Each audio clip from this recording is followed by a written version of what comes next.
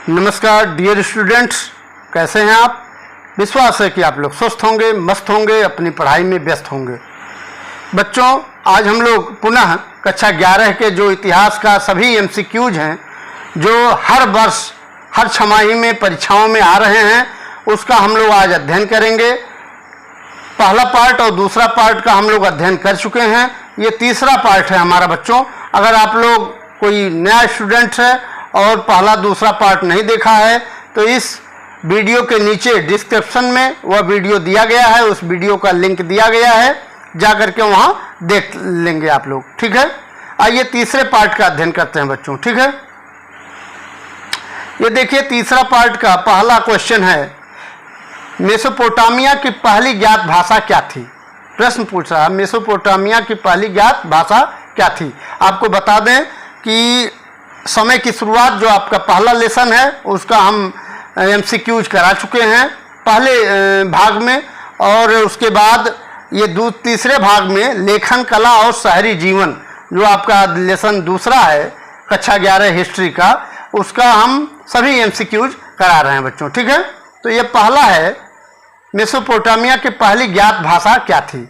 तो ये पूछ रहा है पहली ज्ञात भाषा पूछ रहा है, तो कौन सी थी।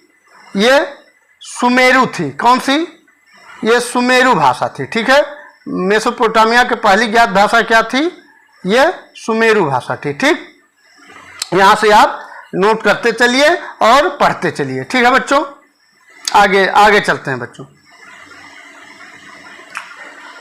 यहाँ ये पहला प्रश्न था आपका। ठीक, फिर दूसरा प्रश्न चलते हैं आप।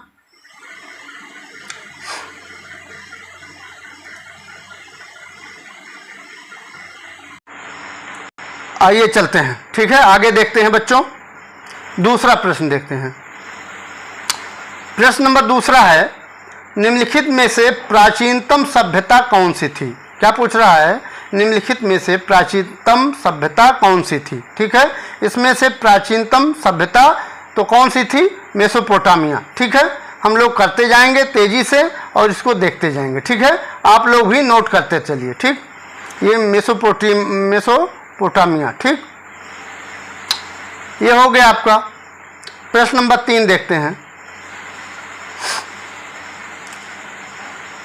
प्रश्न नंबर 3 है बच्चों, मेसोपोटामिया की आरंभिक सभ्यता कौन सी थी। मेसोपोटामिया की आरंभिक सभ्यता कौन सी थी। तो आप जानते हैं सुमेरु सभ्यता जो थी वो आरंभिक सभ्यता थी। कौन सी सभ्यता थी, ये सुमेरु सभ्यता। ठीक है, ये पहला ऑप्शन सही हो जाएगा। ठीक, पहला ऑप्शन तीसरे का पहला। ठीक, आइए देखते हैं चौथा। प्रश्न नंबर चौथा है, मेसोपोटामिया की सभ्यता किस नदी के किनारे विकसित हुई। वेरी इंपॉर्टेंट, ये लगातार 5 वर्ष लगातार ये परीक्षाओं में पूछा गया है बच्चों। ठीक है, मेसोपोटामिया की सभ्यता किस नदी के किनारे विकसित हुई है। तो आप जानते हैं, पढ़ा चुके हैं, दजला फरात जो नदी है उसके किनारे विकसित हुई है। ठीक है, ये दजला फरात। ठीक है, इसका डी ऑप्शन सही है बच्चों, चौथे का डी ऑप्शन सही है। ठीक, प्रश्न नंबर 5 देखते हैं, मेसोपोटामिया कहाँ था। मेसोपोटामिया कहाँ था। तो आप जानते हैं मेसोपोटामिया इराक में था। कहाँ था, इराक में। ठीक, यहाँ ये आपका सी ऑप्शन सही हो जाए, 5 का सी ऑप्शन। ठीक है, अगर बच्चों इस चैनल को सब्सक्राइब नहीं किए हैं तो इस चैनल को सब्सक्राइब कर लीजिए और लाइक कर दीजिए बच्चों। ठीक है, आगे देखते हैं। प्रश्न नंबर 6। प्रश्न नंबर 6 कह रहा है, निम्न में से किस वर्ष दक्षिण मेसोपोटामिया का सबसे प्राचीन मंदिर की स्थापना की गई। इनमें से जो वर्ष दिए गए हैं, इनमें से सबसे प्राचीन मंदिर जो मेसोपोटामिया का सबसे प्राचीन मंदिर था उसकी स्थापना का वर्ष पूछ रहा है। तो उसकी स्थापना का वर्ष क्या था, 3000 ईसा पूर्व था। ठीक है, 3000 ईसा पूर्व था, अर्थात ये छठे का सी सही है। ठीक है बच्चों, प्रश्न नंबर 6 का सी सही है। 3000 ईसा पूर्व में मेसोपोटामिया का सबसे जो प्राचीन मंदिर था उसकी स्थापना की गई थी। ठीक, 7वां क्वेश्चन देखते हैं बच्चों।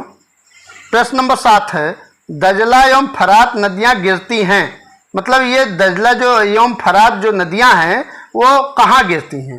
तो बच्चों जानते हैं आप, फारस की खाड़ी में। कहाँ गिरती हैं? फारस की खाड़ी में जा करके दजला एवं फरात की नदियां गिर जाती हैं। ओके, आगे चलते हैं। प्रश्न नंबर 8 है, निम्नलिखित में से किस नगर में वारका शीर्ष मिला है?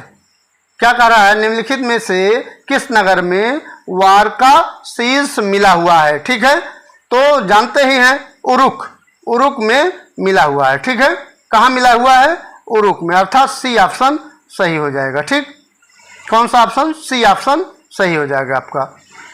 ये वारका शीर्ष किस में मिला है? सॉरी, उरुक, यहाँ गलत लग गया है बच्चों, यहाँ फिर से लगा दे रहे हैं। ठीक है, यहाँ उरुक, दूसरा ऑप्शन आपका सही हो जाएगा यहाँ। ठीक है, वारका शीर्ष किस में मिला है? उरुक में मिला है। ठीक है, 8 का बी सही है बच्चों।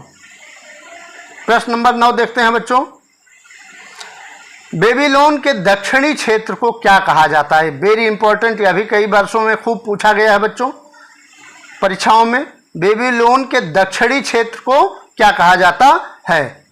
ये क्या पूछा? बेबीलोन के दक्षिणी क्षेत्र को क्या कहा जाता है? तो बेबीलोन अर्थात बेबीलोनिया कहा जाता है, और क्या कहा जाता है? ठीक है, तो बेबीलोन से बेबीलोनिया कहा जाता है। तो ये आपका प्रश्न नंबर 9 का सी ऑप्शन सही हो जाएगा। ठीक, बेबीलोन से बेबीलोनिया इसको बना लेंगे आप। ठीक, यही पूछ रहा है ना, बेबीलोन के दक्षिणी क्षेत्र को क्या कहा जाता है? तो बेबीलोन के दक्षिणी क्षेत्र को बेबीलोनिया कहा जाता है। ठीक, प्रश्न नंबर 10 देखते हैं। 10 है बच्चों, प्रश्न नंबर 10, बेबीलोन नगर का प्रमुख देवता कौन था? यह भी खूब पूछा गया है छमाही परीक्षाओं में। कक्षा 11 का जो हिस्ट्री है उसमें छमाही परीक्षाओं में ये प्रश्न कई बार आया है। ठीक है, बेबीलोन नगर का प्रमुख देवता कौन था? तो जानते ही हैं प्रमुख देवता कौन था? मर्दुक। ठीक है, मर्दुक। प्रश्न नंबर 10 का ए सही है। ठीक है, 10 का ए सही है। आइए प्रश्न नंबर 11 देखते हैं बच्चों। प्रश्न नंबर 11 है, उर कौन सा देवता था?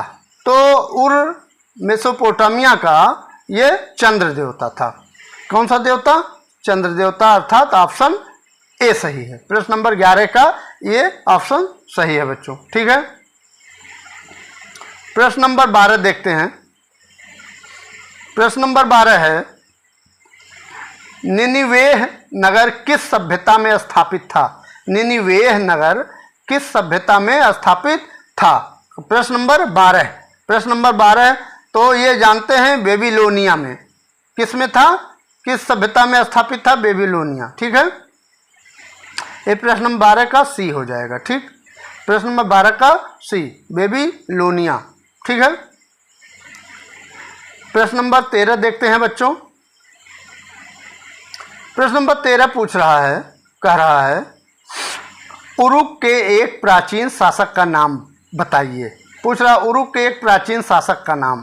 तो एक प्राचीन शासक एन मरकर था। ठीक है, ये उरुक के एक प्राचीन शासक का नाम क्या था? एन मरकर। ठीक है, तो कौन सा सही हो जाएगा? पहला ऑप्शन सही हो जाएगा। ठीक है, 13 का ए सही है, पहला ऑप्शन सही हो जाएगा बच्चों। ठीक है, प्रश्न नंबर 14 देखते हैं। प्रश्न नंबर 14 है, झूलते बाघ किस सभ्यता की देन थी? झूलते बाघ किस सभ्यता की देन थी? प्रश्न नंबर 14 का आपको आंसर देना है। ठीक है, तो झूलते बाघ बेबीलोनिया सभ्यता की देन थी। ठीक है, कौन सा ऑप्शन सही हो जाएगा? ये ए ऑप्शन सही हो जाएगा। 14 का ए ऑप्शन सही हो जाएगा। कई लोग हड़प्पा सभ्यता मार देंगे, तो ये गलत हो जाएगा आपका बच्चों। ठीक है, तो ये 14वें का ए सही है। बेबीलोनिया सभ्यता झूलते बाघ की सभ्यता की देन थी। ठीक, प्रश्न नंबर 15वां और आखिरी प्रश्न है, नहीं आखिरी नहीं, 16 प्रश्न है इस वीडियो में बच्चों। ठीक है, ये देखिए, वर्तमान समय में हड़प्पा किस देश में स्थित है?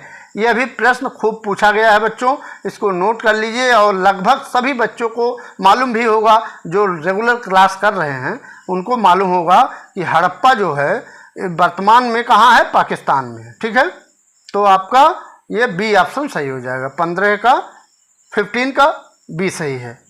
प्रश्न नंबर 15 का कौन सा ऑप्शन, पाकिस्तान। वर्तमान समय में हड़प्पा कहाँ है, पाकिस्तान में इस समय स्थित है। ठीक, प्रश्न नंबर 16 का आंसर प्रश्न देखते हैं, उसके बाद आंसर। ओल्ड टेस्टामेंट किस पुस्तक का प्रथम भाग है। ओल्ड टेस्टामेंट किस पुस्तक का प्रथम भाग है बच्चों, तो आप जानते हैं कि ये बाइबिल का प्रथम भाग है। किसका प्रथम भाग है, बाइबिल का। ठीक है, तो ये आपका 16 का बी ऑप्शन सही हो जाएगा, बाइबिल। ओल्ड टेस्टामेंट किस पुस्तक का प्रथम भाग था, तो ये बाइबिल। ठीक है बच्चों, तो आज बच्चों यहीं तक, फिर नेक्स्ट वीडियो में आपसे मिलते हैं चौथा पार्ट लेकर के। लेखन कला और शहरी जीवन जो है आपका दूसरा जो लेसन है, जो दूसरा जो पार्ट है, उसका हम चौथा भाग लेकर के, MCQs का चौथा पार्ट लेकर के आपके सामने उपस्थित होते हैं। तब तक के लिए मुझे आज्ञा दें। नमस्कार, जय हिंद।